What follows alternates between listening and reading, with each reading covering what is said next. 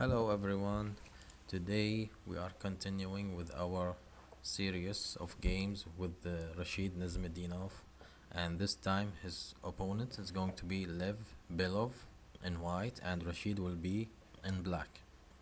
Okay, in this game we have interesting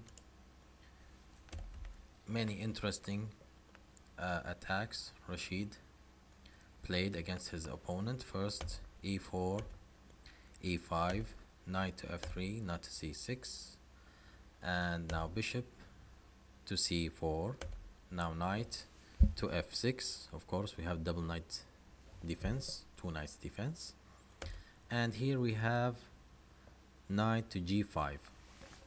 Okay, now here some people suggest you can't attack your opponent in this way, giving him the initiative. We are going to see later on why. Now Rasheed blocked with his pawn, giving him an extra pawn, and his opponent gladly took with his pawn, and then knight to a5, threatening to take the bishop and eliminating the threat on this pawn, and of course check, giving him an extra pawn, take, and then he backed off back to e2. Of course, you don't want to lose your bishop.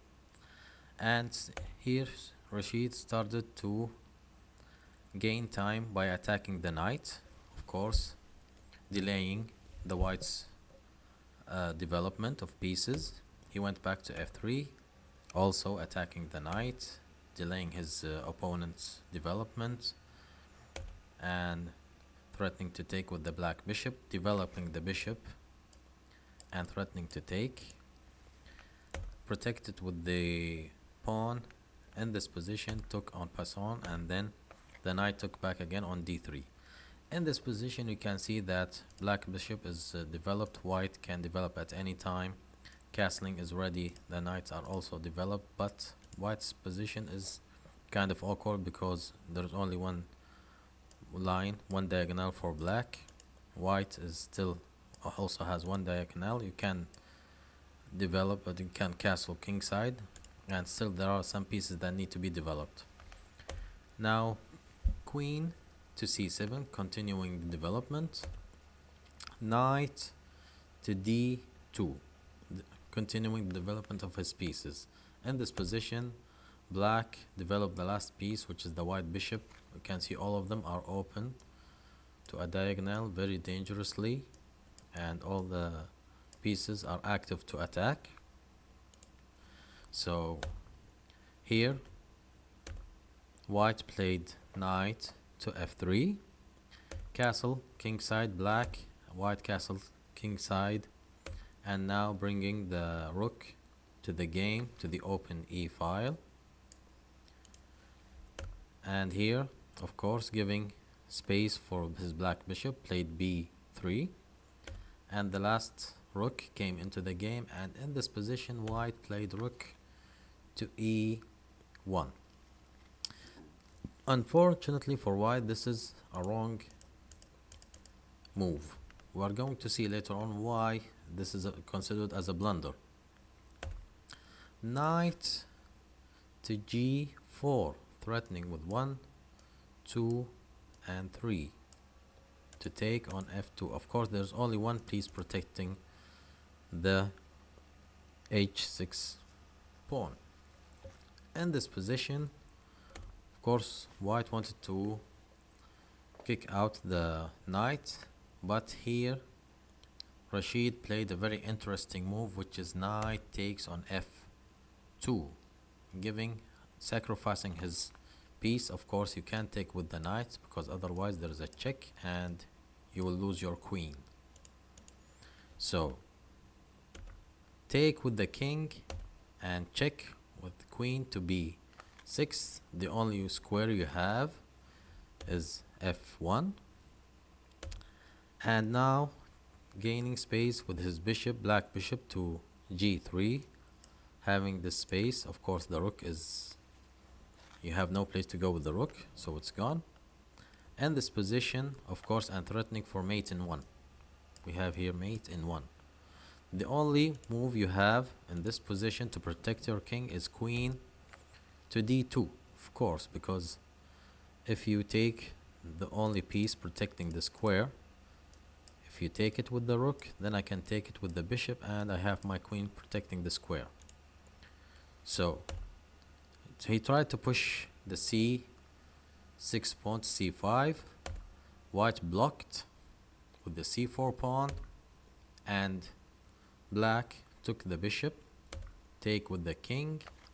Fortunately here we have the white bishop now is pinned. Now a heavy blow, of course, very strong move, destroying the defense. In this position, black played knight takes on c4, and now white took with the pawn and black played bishop to c4, taking the pawn. Now here we have white up with two pieces, two major pieces, but we have two active rooks and a pinned king in this position and a blocked bishop. You can't make this bishop active, and also the rook is out of the game. In this position, white played king to f2, moving away from the pin. So black took the knight on d3. So now the bishop is activated, and now we have a discovered check with the pawn. Of course, the bishop is almost gone.